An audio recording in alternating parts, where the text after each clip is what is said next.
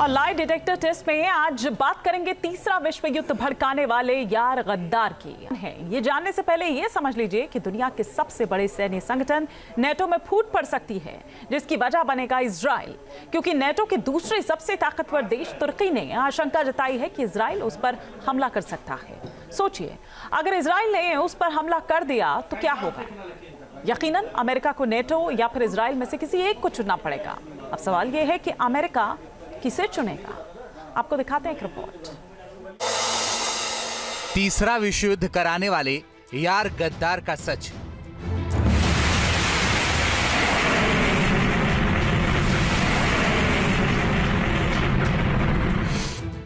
क्या किसी ने सोचा है कि नेटो में बगावत हो जाएगी? क्या किसी ने सोचा है कि नेटो का एक देश गद्दारी कर देगा? और क्या किसी ने यह सोचा कि नेटो का यह देश तीसरे विश्व युद्ध का सायरन बजा देगा?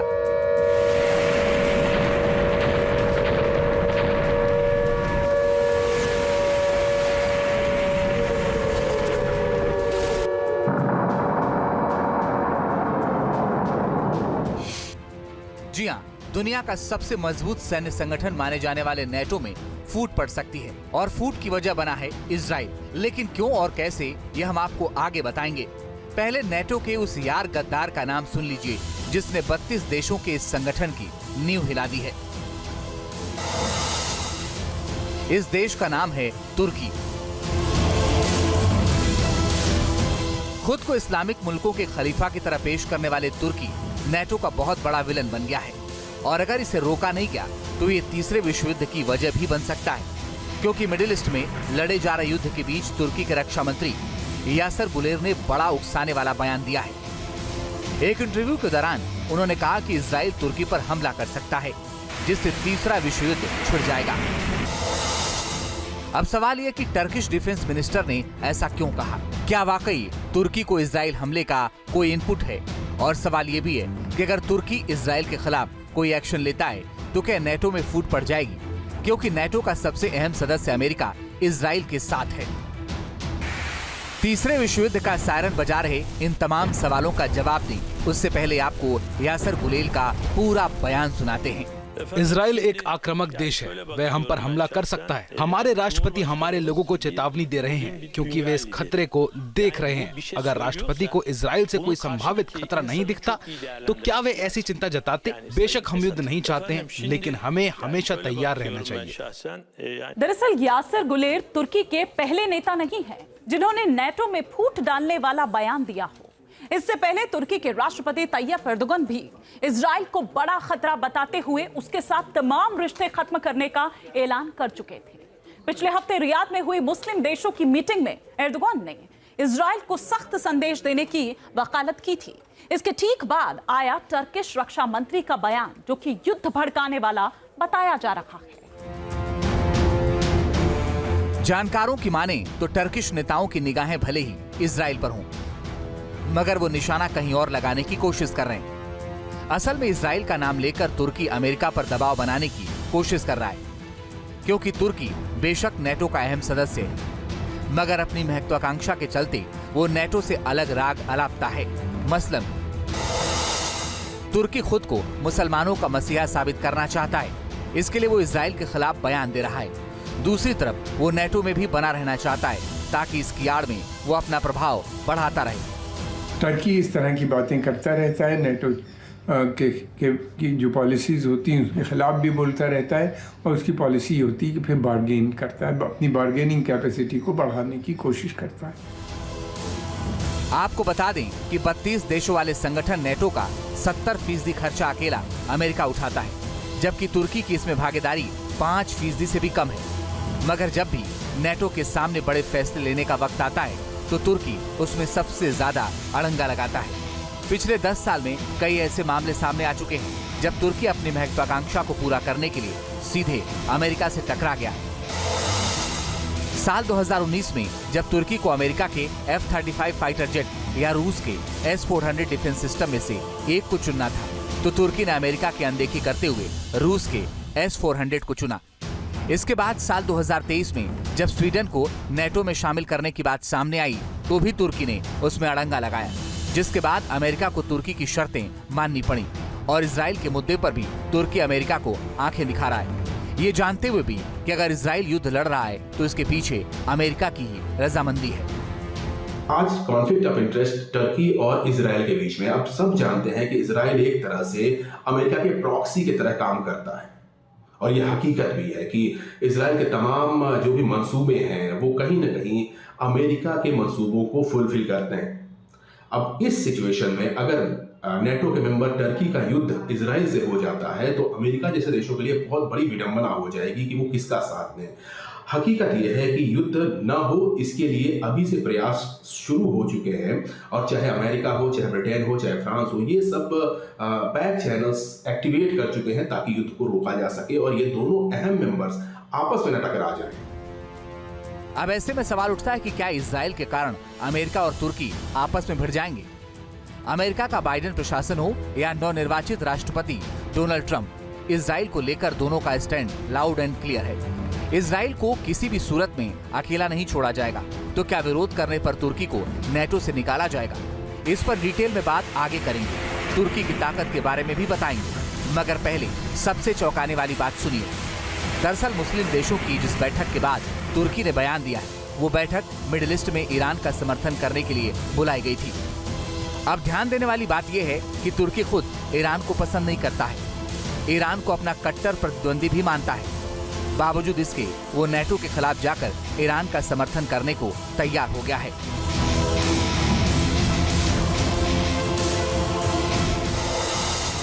अब एक सवाल आपके जहन में ये भी उठ रहा होगा कि ईरान से तुर्की की दुश्मनी क्या है, तो इसे भी ठीक से समझ लीजिए। असल में बात दुश्मनी की नहीं, बल्कि मिडिल ईस्ट में दबदबे की है। तुर्की ने दशकों से इस इलाके में अपना दबदबा बना रखा है। तुर्की खुद को मुस्लिम मुल्कों का रहनुमा मानता रहा है। ग्लोबल मिलिट्री स्ट्रेंथ इंडेक्स की रिपोर्ट में तुर्की को मध्य पूर्व क्षेत्र का सबसे ताकतवर देश बताया जाता है। Global fire power military strength index 2023 के अनुसार तुर्की मध्य पूर्व और उत्तरी अफ्रीकी क्षेत्र का सबसे ताकतवर देश है। तुर्की के बाद मिस्र का नंबर आता है, तीसरे नंबर पर ईरान को रखा गया है, जबकि चौथे नंबर पर इजराइल है। हालांकि गाजा युद्ध के बाद ईरान जिस तरह हमास और हिजबुल्लाह के समर्थन में खुलकर सामने आया, उससे तुर्की का खलीफा वाला खिताब छिनता नजर आ रहा है। यही वजह है कि ईरान को नीचा दिखाने के लिए तुर्की नेटो से टकराने को भी तैयार नजर आ रहा है। अब सवाल ये कि तुर्की किस ताकत के दम पर उस इजराइल को धमका रहा है जिसकी सुरक्षा में अमेरिका ने अपने वॉरशिप तैनात कर रखे हैं। तो इसके लिए आपको तुर्की की कुछ डिटेल्स पता होनी चाहिए। मसलन सामरिक लिहाज से तुर्की नेटो का दूसरा सबसे बड़ा मजबूत सदस्य है। तुर्की की भौगोलिक स्थिति ऐसी है कि वो यूरोप और एशिया के बीच पड़ता है, यानी एक तरह से ये ईस्ट और वेस्ट के बीच पुल का काम करता है। गाजा युद्ध में नेटो के लिए तुर्की की भूमिका भले ही अहम ना हो, लेकिन यूक्रेन युद्ध में तुर्की की अहमियत बहुत ज्यादा है, क्योंकि वो तुर्की ही है जिसने युद्ध की शुरुआत में ब्लैक सी के भीतर रूस को रोकने का काम किया।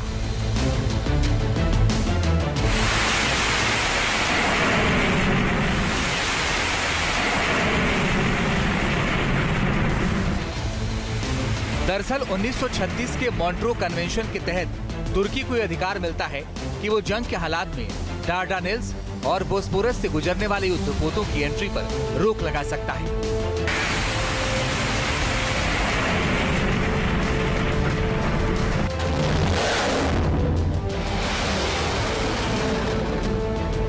खास बात यह कि इस अधिकार का इस्तेमाल करके तुर्की एक बार रूस के 6 युद्धपोतों और एक सबमरीन को ब्लैक सी में दाखिल होने से रोक चुका है।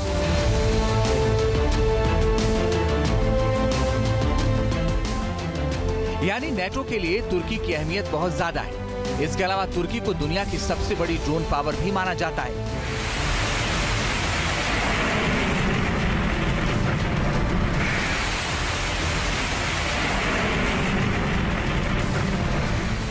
यूक्रेन युद्ध में तो तुर्की के अकेले TB2 ड्रोन ने ही रूस की नाक में दम कर दिया था।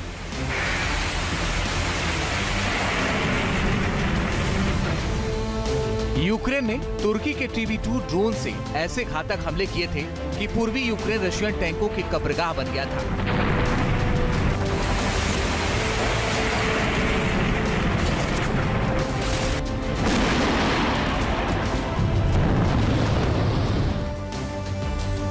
आपको बता दें कि अमेरिका और चीन को पीछे छोड़कर तुर्की दुनिया का नंबर 1 ड्रोन पावर बन चुका है। पूरी दुनिया में हमलावर ड्रोन्स की जितनी भी बिक्री हो रही है उसमें से 65% ड्रोन तुर्की सप्लाई करता है, जबकि सिर्फ 26% ड्रोन्स की आपूर्ति करता है। अमेरिका का ड्रोन बाजार घटकर सिर्फ 8% रह गया है।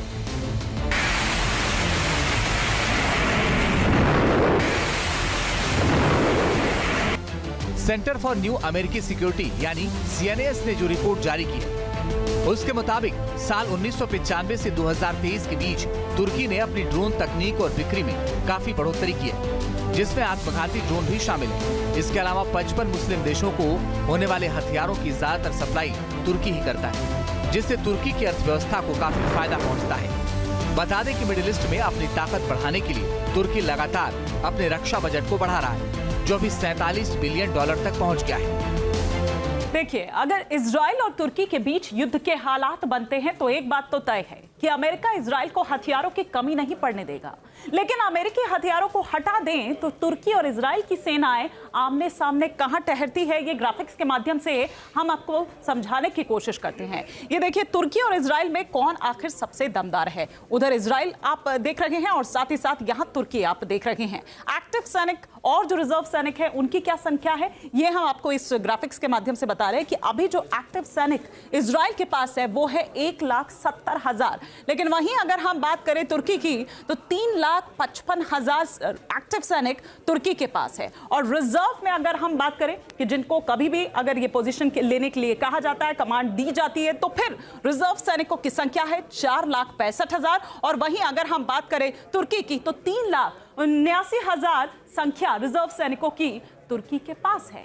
इसके अलावा अगर हम बात करें कुल एयरक्राफ्ट्स की तो इजराइल के पास 612 एयरक्राफ्ट है, जबकि तुर्की की अगर बात करें तो उससे थोड़ा ज्यादा बल्कि डबल आप यहां पर कह सकते हैं कि 1,069 यहां पर कुल एयरक्राफ्ट की संख्या तुर्की के पास है। फाइटर जेट्स की अगर बात करें तो 240 इजराइल के पास है, जबकि अगर फाइटर जेट तुर्की की बात करें तो उसके पास 205 कुल एयरक्राफ्ट है। इसके अलावा अगर हम अटैक हेलीकॉप्टर की अगर बात करें तो इजराइल के पास 48, जबकि तुर्की इसमें कहीं ज्यादा इजराइल के आगे टिकता है। अगर बात करें तो 502 अटैकिंग हेलीकॉप्टर उसके पास है। इसके अलावा युद्धक अगर हम टैंक की बात करें तो 1,370 इजराइल के पास है, जबकि तुर्की के पास 2,231 युद्धक टैंक जो हैं वो हैं। इसके अलावा आर्म्ड व्हीकल की अगर बात करें तो आर्म्ड व्हीकल की संख्या 43,407 इजराइल के पास है, जबकि 55,104 तुर्की के पास है। सबमरीन की संख्या की अगर बात करें तो सिर्फ 5 इजराइल के पास है, जबकि तुर्की के पास 22 सबमरीन्स हैं।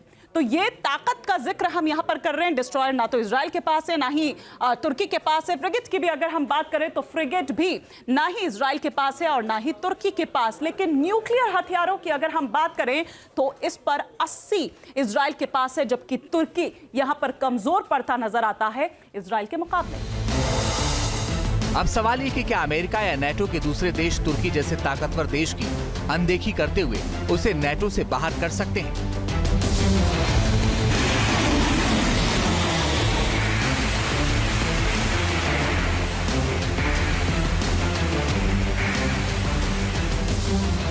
जानकारों के मुताबिक नेटो में शामिल होने वाले नए सदस्यों को लेकर नियम कायदे तय हैं, मगर नेटो के किसी देश की सदस्यता कैसे खत्म की जाए इसे लेकर कोई भी साफ गाइडलाइंस नहीं। हालांकि कुछ नियम जरूर बने हैं जिसका इस्तेमाल